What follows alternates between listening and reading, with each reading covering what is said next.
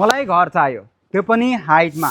भोलिको दिनमा बगाउने डुबाउने केहीको पनि टेन्सन नहोस् र बाटो पनि ठुलो चाहियो भन्दै हुनुहुन्छ भने यो घर तपाईँको लागि एकदमै पर्फेक्ट हुनेछ।